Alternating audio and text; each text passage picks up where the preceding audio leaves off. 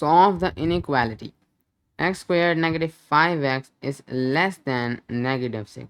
तो आज के इस वीडियो में हम लोग क्वाड्रेटिक इनइक्वालिटीज़ को सॉल्व करने वाले हैं और ये देखने वाले हैं कि इनको किस तरह से ग्राफ या सॉल्व किया जाता है। तो ये हमारे पास हमारी पहली क्वाड्रेटिक इनइक्वालिटी है, x square negative 5x is less than negative 6, और ये क्वाड्रेटिक है क्योंकि इसके अंदर ये स्क्वायर्ड है, हमारी इसके अंदर लार्जेस्ट डिग्री जो है वो 2 है। तो यहाँ पर सबसे पहले किसी भी क्वाड्रेटिक इनइक्वालिटी को सॉल्व करने से सबसे पहले हमें इसकी जो है वो स्टैंडर्ड फॉर्म में लाना होगा, जो इसकी जनरल फॉर्म भी जिसे आप कह सकते हैं, जो हमने क्वाड्रेटिक इक्वेशंस में भी देखा था। तो एक्स स्क्वायर नेगेटिव 5x यानी एक तरफ हमें 0 बनाना है, प्लस 6 इज़ लेस दैन 0।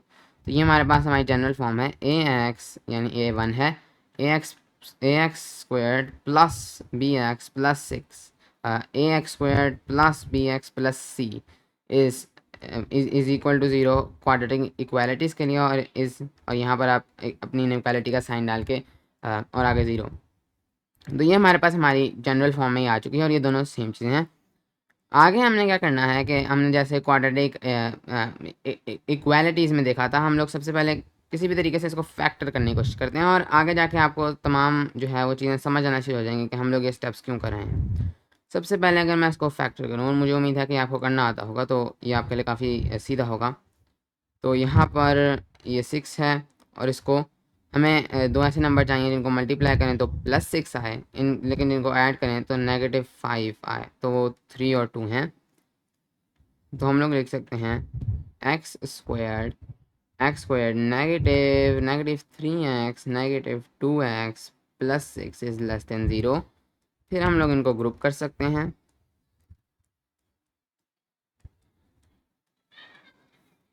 उसके बाद हम लोग यहाँ x को कॉमन ले लेंगे, यहाँ पर हम लोग 2 को कॉमन ले लेंगे, इज़ लेस देन 0। उसके बाद हम लोग यहाँ पर आकर इधर से x माइनस 3 को कॉमन ले सकते हैं, x negative 2 is less than 0। और ये हमारे पास अब हमने इसको ये दोनों चीज़ें सेम हैं, ये वाली चीज़ और ये वाली चीज़ दोनों सेम है, हमने बस इसको इस फॉर्म में भी कन्वर्ट किया है। अभी तक हमने कुछ भी सॉल्व नहीं किया है। सॉल्व द इनइक्वालिटी, जब हम कहते हैं कि सॉल्व द इनइक्वालिटी, तो उसका मैथमेटिकली ये मतलब है कि हमने x की जो रेंज ऑफ वैल्यूज़ आएंगी, क्योंकि इक्वालिटी नहीं, एक वैल्यू तो नहीं आएगी, लेकिन जो रेंज ऑफ वैल्यूज़ आएंगी वो हमने बतानी है। तो जैसे हमने सिस्टम ऑफ लीनियर इनइक्वालिटीज़ में देखा था, वो तकरीबन आइडिया वही है। तो अगर आपको सिस्टम ऑफ लीनियर इनइक्वालिटीज़ या लीनियर इनइक्वालिटीज़ को ग्राफ किस तरह किया जाता है, इसके बारे में ज़्यादा नॉलेज नहीं है, ज़्यादा कॉन्सेप्ट्स क्लियर नहीं है, तो इसके ऊपर मैंने एक बहुत डिटेल वीडियो बनाई है जिसकी मैं लिंक नीचे डाल दूँगा। तो पहले आप वो देख लें, तो फिर ये चीज़ें आपको ज़्यादा अच्छे से समझ आएंगी। तो यहाँ पर अब मैंने इसको इस फॉर्म में लिख दिया। अब यहाँ पर अगर हम लोग थोड़ा सा सोचें, तो यहाँ पर हमारे पास दो चीज़ें मल्टीप्लाई हो रही हैं और हमारे पास आंसर नेगेटिव आ रहा है, यानी कि लेस देन 0। इन दोनों को मल्टीप्लाई करके जो आंसर आ रहा है वो लेस देन 0 है, यानी वो नेगेटिव है। वो जो मर्जी हो, लेकिन वो नेगेटिव है, वो पॉजिटिव नहीं है या वो 0 नहीं है, क्योंकि लेस देन और इक्वल टू भी नहीं है। तो हमारे पास कोई से ऐसे दो चीज़ें हैं जिनको हम लोग मल्टीप्लाई कर रहे हैं, तो हमारे पास नेगेटिव नंबर आ रहा है। अब अगर हम लोग इनको हम दो चीज़ों को, मसलन एक चीज़ हमारे पास a है, इसको हम a कह रहे हैं, दूसरी चीज़ हमारे पास b है, इसको हम b कह रहे हैं, इनको हम लोग मल्टीप्लाई कर रहे हैं, तो हमारे पास जो आंसर आ रहा है वो नेगेटिव नंबर है। हमारे पास जो आंसर आ रहा है वो नेगेटिव नंबर है। तो इसका क्या मतलब है? अब इसके दो ही सिचुएशन हैं, या तो पहला वाला पॉजिटिव है और दूसरा नेगेटिव है, या फिर पहला वाला नेगेटिव है और दूसरा पॉजिटिव है एज अ होल। यानी कि ये इस पूरे को जब हम सब्ट्रैक्ट करें तो पहला पॉजिटिव हो, इस पूरे को सब्ट्रैक्ट करें पहला नेगेटिव हो, या इस पूरे को सब्ट्रैक्ट करें पहला पॉजिटिव हो, इस पूरे को सब्ट्रैक्ट करें पहला नेगेटिव हो। तो यही दो हमारे पास सिचुएशन है, या पहला पॉजिटिव है या दूसरा नेगेटिव है, या पहला नेगेटिव है और दूसरा पॉजिटिव है, क्योंकि इन्हीं दो को मल्टीप्लाई करके हमारे पास आंसर नेगेटिव आता है। अगर तो हमारे पास सेम साइंस हों तो हमारे पास आंसर पॉजिटिव आ जाता है, पॉजिटिव हो तब हमारे पास आंसर पॉजिटिव आ जाता है। तो ये तो पॉसिबल नहीं, हमारे पास तो आंसर नेगेटिव आ रहा है। तो यहाँ पहला हमारे पास पॉजिटिव है और दूसरा नेगेटिव है, या पहला नेगेटिव है और दूसरा पॉजिटिव है। तो हम लोग इसको लिखेंगे, तो हमारे पास दो कंडीशंस हो सकती हैं। पहली तो कंडीशन ये है कि हमारे पास पहला पॉजिटिव है और दूसरा नेगेटिव है, यानी जो पहला x माइनस 3 है हमारे पास, वो पॉजिटिव है, यानी कि वो ग्रेटर देन 0 है, लेकिन वो तभी पॉजिटिव होगा जब दूसरा नेगेटिव होगा। And x minus 2 is less than 0, पहला पॉजिटिव है और दूसरा नेगेटिव है और ये दोनों बातें ट्रू होनी चाहिए, इसलिए एंड आया। या फिर पहला नेगेटिव है और दूसरा पॉजिटिव है, तो और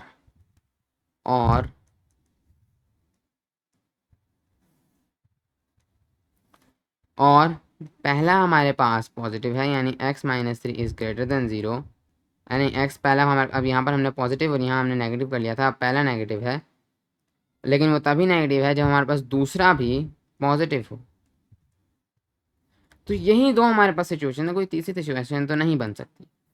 तो यहाँ हमारे पास x माइनस 3 नेगेटिव है, लेकिन उसके साथ साथ हमारे पास x माइनस 2 पॉजिटिव होना चाहिए। या हमारे पास x माइनस 3 जो है यहाँ हमारे पास x माइनस 3 पॉजिटिव है, लेकिन उसके साथ हमारे पास x माइनस 2 नेगेटिव होना चाहिए। या हमारे पास x माइनस 3 नेगेटिव है और उसके साथ हमारे पास x माइनस 2 पॉजिटिव होना चाहिए। अब यहाँ पर अगर हम लोग इनको थोड़ा सा सिंप्लीफाई करें तो ये हमारे पास नेक्स्ट प्रॉब्लम है, इसको मैं थोड़ा नीचे ले जाता हूँ ताकि थोड़ी सी जगह बन जाए।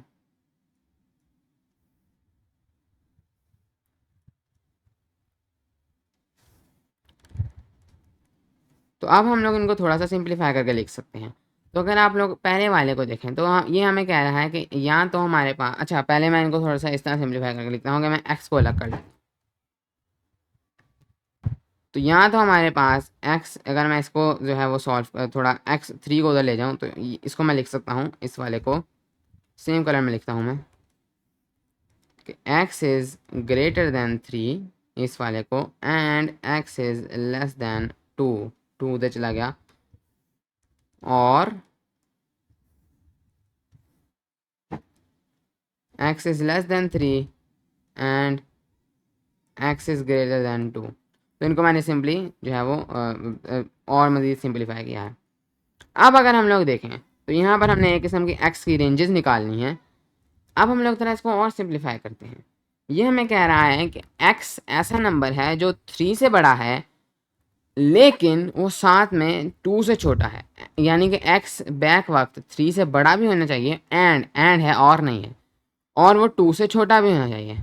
क्या कोई ऐसा नंबर है, कोई भी ऐसा नंबर जो कि 3 से बड़ा हो लेकिन 2 से छोटा हो? तो ये तो पॉसिबल ही नहीं है, ऐसा तो कोई नंबर नहीं होता जो 3 से बड़ा हो और 2 से छोटा हो। तो हम सिंपली कहते हैं कि ये वाली कंडीशन पॉसिबल नहीं है। जैसे हम लोग क्वाड्रेटिक इक्वालिटीज़ को सॉल्व करते हुए जब दो सिचुएशंस बनती थी, बीच में और आता था, एक सिचुएशन जो है वो फुलफिल नहीं हो रही थी, हम कहते थे ये तो पॉसिबल ही नहीं है। दूसरी पे आए तो वो हमें कहता है कि x is less than 3 and x is greater than 2। तो अब ये सिर्फ एक रह गई है सिचुएशन कि x यहाँ तो 3 से कम होगा, अगर ये चीज़ ट्रू है, अगर ये चीज़ ट्रू है तो ये तो पॉसिबल नहीं। तो यहाँ तो x 3 से कम होगा और उसके साथ साथ वो 2 से बड़ा होगा। अब क्या ये पॉसिबल है कि कोई नंबर 3 से कम हो लेकिन वो 2 से बड़ा हो? तो ये तो बिल्कुल पॉसिबल है। एक नंबर जो 3 से छोटा है और लेकिन 2 से बड़ा है, तो वो 3 और 2 के दरमियान में है। तो हम लोग इसको मज़ीद इस तरह से लिख सकते हैं कि हमारे पास x जो है वो 2 से तो बड़ा है, x हमारे पास 2 से बड़ा है लेकिन वो 3 से छोटा है। तो हमने इसको इसी चीज़ को हमने एक वर्ड में लिख लिया है क्योंकि हमारे पास दोनों ट्रू हैं। पहले इन दोनों में हमारे पास तो और था, अगर तो ये दोनों ट्रू होते तो फिर हम लोग इधर एक और लिखते और फिर उसके साथ हम लोग लिखते थे, लेकिन यहाँ पर ये एंड है तो ये दोनों बैक वक्त ट्रू होने चाहिए और ये पॉसिबल है। 3 से जो नंबर छोटा है 2 से बड़ा है, इसका मतलब है वो 2 और 3 के दरमियान में है। तो 2 is less than x and x is less than 3, x इन दोनों के दरमियान में है। तो ये हमारे पास सोल्यूशन है। हमने निकाल लिया है कि इस इनइक्वालिटी में x की वैल्यू हमेशा 2 और 3 के दरमियान में होगी। चलिए अब हमने ये तो निकाल लिया है, ज़रा इस इनइक्वालिटी को हम लोग जनाब इस इनइक्वालिटी को ग्राफ भी करते हैं ताकि हम समझ सकें कि इसका मतलब क्या है। तो जैसे हमने लीनियर इनइक्वालिटीज़ में भी ग्राफ करने का तरीका समझा था, अगर आपने उस वीडियो को देखा है फिर आपके लिए ज़्यादा मुश्किल नहीं होगा। तो सबसे पहले हमें इसकी इक्वालिटी को ग्राफ करना होगा, उसी के हिसाब से हम अपनी इनइक्वालिटी बनाएंगे। तो ये हमारे पास क्वाड्रेटिक इनइक्वालिटी है। तो सबसे पहले इसकी क्वाड्रेटिक इक्वेशन क्या होगी, हमने पहले भी पढ़ रखा है ये पैराबोलाज वाली वीडियोज़ में कि इसकी अगर हम लोग इक्वालिटी बनाएं तो वो हमारे पास होगी एफ ऑफ एक्स, यानी एक एक्स का फंक्शन है, या हम उसको वाई भी कहते हैं, वाई भी कह सकते हैं इस ग्राफ के लिहाज से। वो हमारे पास इक्वल होगी x squared negative 5x plus 6, यानी कि ये जो इसको आप मतलब समझ लेंगे इसको हम कन्वर्ट करें। तो ये इस तरीके से हमारे पास ये एक किस्म की हमारी इसकी क्वाड्रेटिक इक्वेशन है। सबसे पहले हम लोग इस क्वाड्रेटिक इक्वेशन को ग्राफ करते हैं, इसको हम बाद में देखते हैं, पहले हम इसको ग्राफ करते हैं। तो हमने ये पैराबोलाज वाली वीडियो में देखा था कि एक स्टैंडर्ड फॉर्म में जो क्वाड्रेटिक फंक्शन है या क्वाड्रेटिक इक्वेशन है उसको हम लोग कैसे ग्राफ करेंगे। तो सबसे पहले हम लोगों को इधर जो है अपनी रूट्स निकालनी होंगी इसको ग्राफ करने के लिए। तो यहाँ पर अगर आप लोग देखें तो हम लोगों ने रूट्स पहले एक किस्म की इनइक्वालिटी में भी निकाली थी। ये हमने जो इसको फैक्टराइज किया था एक तरफ x माइनस से एक्स माइनस टू, तो इसको मैं इस तरह लिख सकता हूँ y is equal to x minus three, इसको फैक्टराइज करके, और x माइनस टू। और यहाँ पर मैंने रूट्स निकालनी है, मैं y को 0 सेट करूँगा, x minus three, x minus two, तो मेरे पास रूट्स आ जाएंगे x is equal to 3 and x is equal to 2। तो ये तो आ चुकी हैं मेरे पास मेरी रूट्स। तो ये रूट्स का मतलब ये है कि ये क्वाड्रेटिक फंक्शन जो है जहाँ पर एक्स एक्सिस जो को इंटरसेक्ट करता है वो ये पॉइंट्स हैं 3 और 2, तो 2 पॉइंट्स पर इंटरसेक्ट करा है 3 और 2। तो यहाँ से मैं इसका एक रफ ग्राफ ड्रॉ कर सकता हूँ, एग्जैक्ट नहीं, एग्जैक्ट मैंने पैराबोला वाली वीडियो में सिखाया हुआ है। तो 3 2, तो यहाँ पर ग्राफ में अगर मैं एक एक डब्बे को एक वैल्यू कंसिडर करूँ तो ये होगा 1 2 3, तो ये वैल्यू होगी मेरे पास 3, और दूसरी कौन सी वैल्यू है, दूसरी वैल्यू है 2, 3 और 2। अब ये जो है को बहुत छोटी सी वैल्यू यहाँ पर बहुत छोटा लग रहा है, तो मैं थोड़ा सा इसको स्केल करके बनाऊंगा ताकि थोड़ा सा हमारे पास ज़्यादा जगह हो। तो एक डब्बे को मैं 1 नहीं, एक डब्बे को मैं 0.5 ले लेता हूँ। तो अब मेरे पास ये 2 होगा और ये मेरे पास 3 होगा, अभी भी बहुत कम जगह है। मैं जा सकता हूँ काफ़ी दूर तक, तो एक डब्बे को मैं 0.25 लेके देखता हूँ, तो ये मेरे पास होगा 2, तो ये मेरे पास है 0.25, 0.5, 0.25, 0.5, 0.75, 1 नहीं, ये तो बहुत ज़्यादा हो गया। मैं इसको ले लेता हूँ अब थोड़ी जगह बनाने के लिए।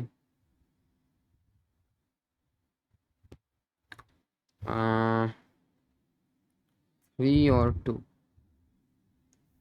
चलें इसको मैं यहाँ पर अपना जो है वो 2 कंसिडर कर लेता हूँ, और यहाँ पर मैं अपना जो है वो 3 कंसिडर कर लेता हूँ। हालांकि ये इतना एग्जैक्ट नहीं है, लेकिन चलें इसको यहाँ पर, चलें मैं इसको 2.5 के हिसाब से ड्रॉ करता हूँ। पहला 0.5, दूसरा 1, 1.5 और 2, 1.5 और 2, 0.5, 1, 1.5 और 2, 2.5 और 3। चलें इसी से गुजारा कर लेते हैं। तो यहाँ पर हम अपना पैराबोला ड्रॉ करेंगे। तो यहाँ पर अगर हम लोग देखें तो हमारे पास ये ए जो कोफिशिएंट है वो पॉजिटिव है, हमने पहले भी देखा हुआ है कि अब हमारे पास पैराबोला ऊपर की तरफ खुलेगा। कुछ इस तरीके से हमारे पास एक रफ सा मैं पैराबोला ड्रॉ कर रहा हूँ, कुछ इस तरीके से हमारे पास हमारा पैराबोला होगा। तो ये हमारे पास इस क्वाड्रेटिक इक्वेशन का ग्राफ है। अब यहाँ पर अगर आप लोग एक चीज़ देखें तो ये तो हमारे पास थी क्वाड्रेटिक इक्वालिटी। अब हम लोग क्वाड्रेटिक इक्वालिटी, अब हम लोग इस क्वाड्रेटिक इनइक्वालिटी को यहाँ से ग्राफ करते हैं, जैसे हम लोग लीनियर इनइक्वालिटीज़ को ग्राफ करते थे। अगेन वो वीडियो जो मैंने नीचे डिस्क्रिप्शन में दिया है उसको पहले पूरा देख लें। तो हमने क्या करना है कि यहाँ पर इस क्वाड्रेटिक इनइक्वालिटी को ग्राफ करने के लिए ये क्वाड्रेटिक इनइक्वालिटी, अब हमसे इसका ये वाला वर्जन हम लोग देखते हैं, इसको समझना ज़्यादा आसान है।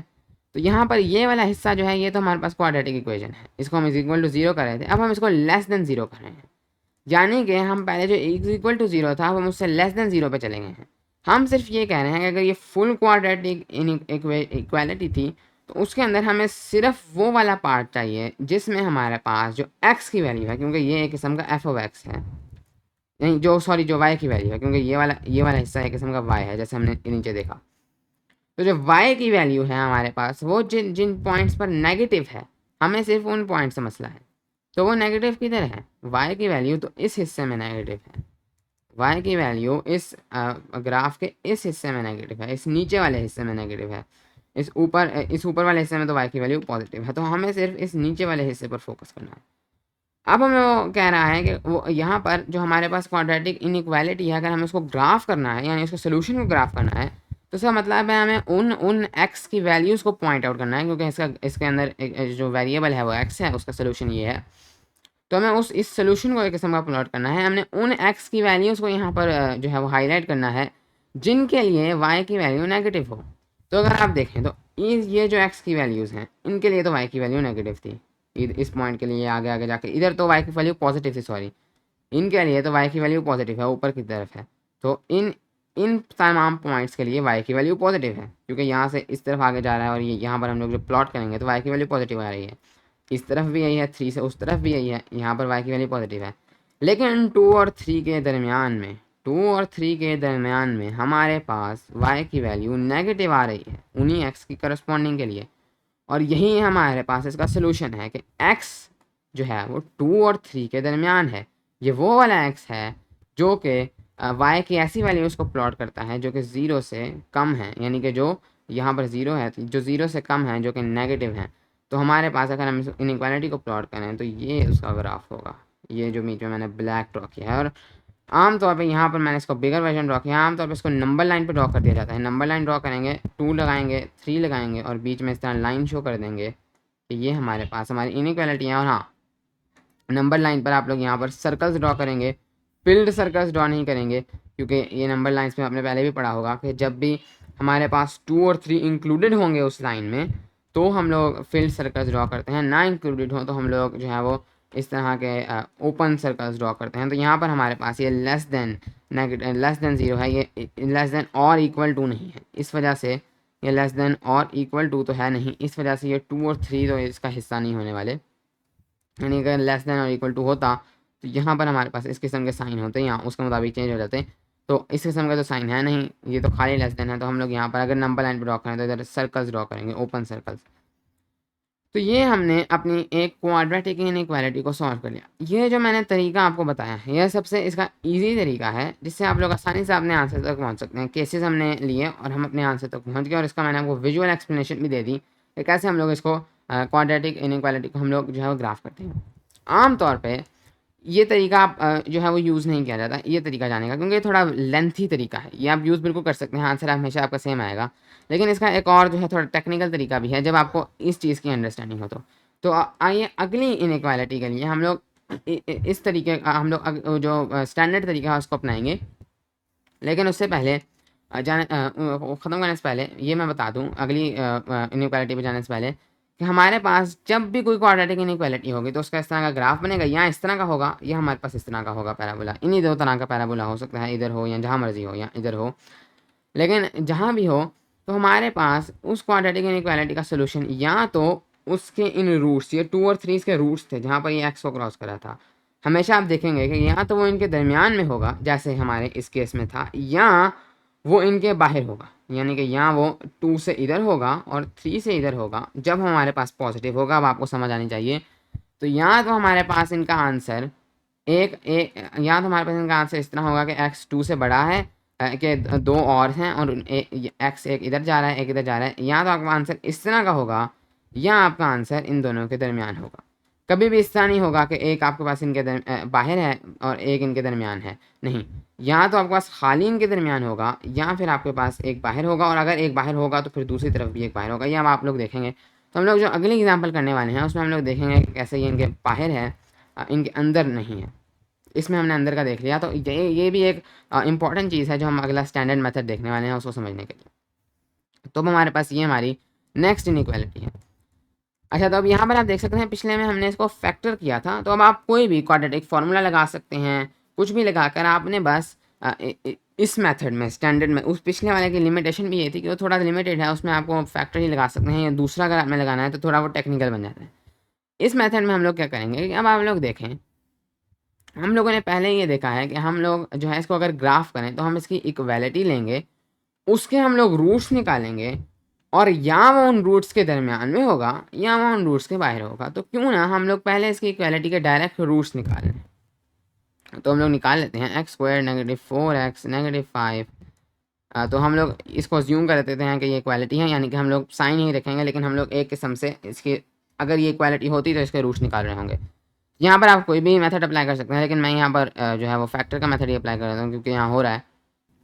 तो हमें दो ऐसे नंबर चाहिए जिनको हम लोग मल्टीप्लाई करें तो 5 आए, लेकिन जब इनको ऐड करें तो -4x आए। तो ये हम बहुत आसान है, एक्स स्क्वायर -3x, नहीं x square negative negative negative नहीं x square -5x plus x -4x -5, इन दोनों को मल्टीप्लाई करेंगे आप तो आपके पास -5 आ रहा होगा, इज ग्रेटर देन और इक्वल टू 0।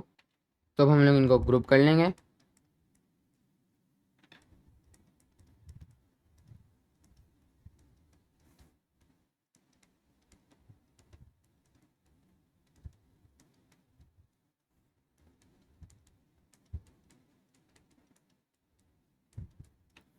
तो यहाँ पर आ गया। अब हम लोगों को पता है अगर ये इक्वालिटी होती तो हमारे पास रूट्स होते इस उस इक्वालिटी के, हमारे पास रूट्स होते +5, ये उधर चला जाता, और हमारे पास रूट्स होते हैं -1, जैसे हमने पहले देखा हुआ है रूट्स वाली वीडियो में। ये हो गए हमारे पास। तो अब हमारे पास जो रूट्स होंगे इसके, अगर ये इक्वालिटी होती तो वो होंगे हमारे पास, एक होगा 5, एक होगा -1। अब चूंकि ये इक्वालिटी तो है नहीं, तो ऐसे में जब हम लोग इन इक्वालिटी को सॉल्व करते हुए इनको निकालते हैं, क्योंकि हम लोगों ने अपनी इन इक्वालिटी का आंसर निकालना है, तो हम लोग इनको कहते हैं क्रिटिकल पॉइंट्स। वैसे तो ये रूट्स हैं इक्वालिटी के, लेकिन इस इन इक्वालिटी के ये क्रिटिकल पॉइंट्स हैं, ठीक है। तो अब हमें पता है कि अगर ये इक्वालिटी होती तो ये उसके रूट्स होते। अब अगर हम लोग इसका एक मिनी वर्जन ड्रॉ करें, यानी हम सिर्फ ये एक्स एक्सिस ड्रॉ करें, क्योंकि हमें आइडिया है, एक किस्म की नंबर लाइन ड्रॉ करें, तो हमें पता है कि इसका जो ग्राफ है यहाँ पर पॉजिटिव है। तो एक हमारे पास यहाँ पर अगर अगर हमारे पास ये इसके जो है वो क्या हम कहेंगे रूट्स हैं, तो ये हमारे पास 5 होगा, ये हमारे पास -1 होगा। तो हमारे पास ग्राफ इसका कुछ इस तरह का होगा। अगर यहाँ पर हमारे पास y होगा, हम उसको ड्रॉ नहीं करें, हमें बस ये आइडिया है। तो अब हम लोगों ने पहले देखा था कि यहाँ तो हमारे पास इनका आंसर इनके बीच में है या इनके बाहर है। तो वो कैसे है वो आपने ऊपर देख ही लिया, क्योंकि पैराबोला इस तरह से बनता है। यहाँ पर ये हमारे पास पॉजिटिव है, यानी कि इन दोनों को मल्टीप्लाई करके हमारे पास आंसर पॉजिटिव आ रहा है, या हमारे पास आंसर 0 आ रहा है। तो यहाँ तो हमारे पास दोनों का साइन सेम है, यहाँ दोनों नेगेटिव है, यहाँ दोनों पॉजिटिव है, यहाँ उनमें से एक 0 है, तो वो तो आंसर 0 आ गया। तो अब हम लोग यहाँ पर देख सकते हैं कि हमें इन इंटरवल, ये जो 3 इंटरवल्स हैं, हम इनको 3 इंटरवल्स कह सकते हैं, 3 रीजन्स कह सकते हैं, या तो इन दोनों के या इन दोनों जो हमारे रूट्स हैं इन दोनों के अंदर हैं या इनके बाहर है। तो हम यहाँ पर टेस्ट कर लेते हैं। हम लोग एक पॉइंट इधर लेते हैं, उसको इस इनइक्वालिटी में पुट करते हैं, क्या वो ट्रू आती है। एक पॉइंट इधर लेते हैं, उसको पुट करके देखते हैं, एक पॉइंट इधर लेते हैं, उसको पुट करके देखते हैं। कोई भी हम इस रीजन में से एक पॉइंट लेंगे, तो वो जिस रीजन को सेटिस्फाई करता जाएगा, हमें पता चलता जाएगा कि भाई वो उसी रीजन में है। तो हम लोग डायरेक्टली उसका आंसर निकाल लेंगे, बजाय इसके कि हम फुल पैराबोला ड्रॉ करें और सब कुछ। तो मैं यहाँ पर ये 3 रीजन हैं, तो यहाँ बीच में है, यहाँ बाहर है, तो मैं पहले देखता हूँ कि कहीं बीच में तो नहीं है। तो मैं इनके दरम्यान तो मैं 0 के नंबर ले लेता हूँ, कुछ भी आप ले सकते हैं, आप देखेंगे कि सेम चीज़ आएगी। तो 0 पुट करके देख लें, इन दोनों के दरम्यान है 0 -0 -5, 0 -0। तो यहाँ पर हमारे पास -5, क्या -5 0 से बड़ा है ना? तो इसका मतलब ये बीच में तो नहीं है। अब बीच में नहीं है, हमें ऑटोमेटिकली पता है कि वो इनके बाहर होगा, लेकिन फिर भी हम बाहर का भी टेस्ट कर लेते हैं, एग्जाम्स में अक्सर इस तरह किया जाता है। बाहर यहाँ टेस्ट कर लें, 6 ने का देख लें, 6 स्क्वायर्ड 36 -4 6 24, 36 -24, 36 में से 24 अगर हम लोग सब्ट्रैक्ट करें तो हमारे पास होगा 36 -10 26, उसमें से मज़ीद 10 16, तो 12, और 12 में से आप लोग 5 सब्ट्रैक्ट करें तो वो आपके पास हो जाएगा, 12 में से 5 अगर आप लोग सब्ट्रैक्ट करें तो 8, 12 में से 5 सब्ट्रैक्ट करेंगे तो 8 होगा। नहीं, 12 में से अगर आप 5 सब्ट्रैक्ट करेंगे दो उधर 7, 12 में से 5 अगर आप लोग सब्ट्रैक्ट करेंगे तो आपके पास 7 आएगा। तो क्या 7 0 से बड़ा है या 0 के इक्वल है? तो बिल्कुल 0 से बड़ा है, तो हम लोग कहते हैं कि इधर हमारे पास सेटिस्फाई हो रहा है। अब हमें ऑटोमेटिकली पता है इधर भी होगा, क्योंकि वो दोनों तरफ होता है, अगर बाहर है तो दोनों तरफ ही बाहर होगा, लेकिन हम लोग फिर भी इधर चेक कर लेते हैं। -2 डाल के देखें तो -2 4, और यहाँ पर +8 हो जाएगा ये, तो 4 + 8, 4 + 8 है 12, 12 -5 पे अगेन ये वही आ रहा है 7। क्या 7 0 से बड़ा है? तो बिल्कुल बड़ा है, तो यहाँ पर भी ये सेटिस्फाई हो रहा है।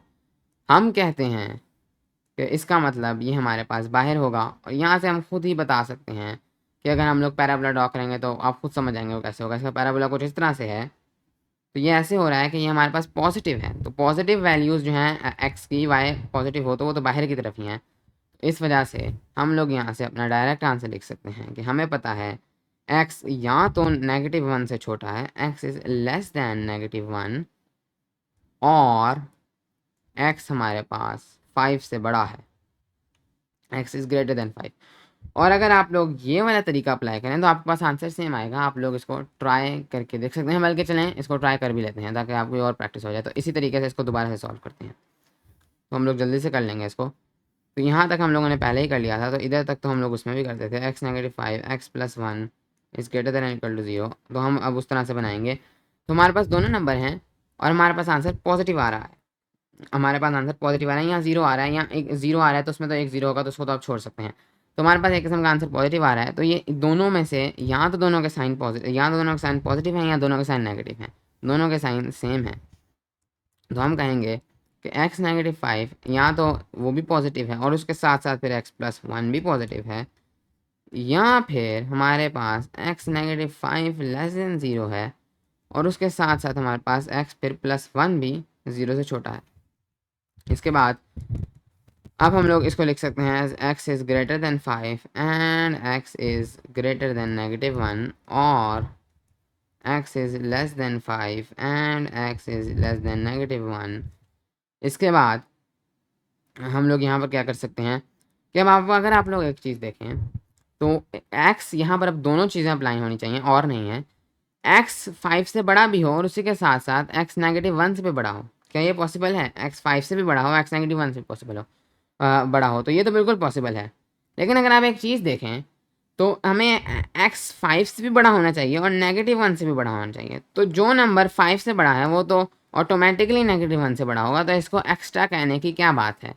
तो हम लोग इसको सिंप्लीफाई करके लिख सकते हैं कि x इज़ ग्रेटर दैन 5। हम लोग x इज़ ग्रेटर दैन -1 नहीं लिख सकते सिंप्लीफाई करके, क्योंकि बीच में कुछ नंबर आएंगे, जैसे हमारे पास 0 आएगा जो कि 5 से बड़ा नहीं होगा, तो वो बात नहीं बनेगी। लेकिन 5 से जो नंबर बड़े हैं वो तो हमेशा -1 से बड़े ही होंगे। तो हम इसको सिंप्लीफाई करके बस ये लिख सकते हैं, और यहाँ पर ऐसे नंबर जो x 5 से छोटे हों लेकिन -1 से भी छोटे हों। तो जो नंबर 5 से छोटा है, जो नंबर -1 से छोटा है वो तो ऑटोमेटिकली 5 से छोटा होगा ही। तो हम लोग इसको लिख सकते हैं x इज़ लेस दैन -1। तो ये आप और को बिल्कुल फ्लिप भी कर सकते हैं। तो हमारे पास हमारा आंसर सेम आ गया है, या x जो है वो -1 से छोटा है या x जो है वो 5 से बड़ा है। तो इन दोनों तरीकों से आपके पास आंसर सेम ही आएगा, बट ये क्रिटिकल पॉइंट्स वाला जो है थोड़ा स्टैंडर्ड तरीका है।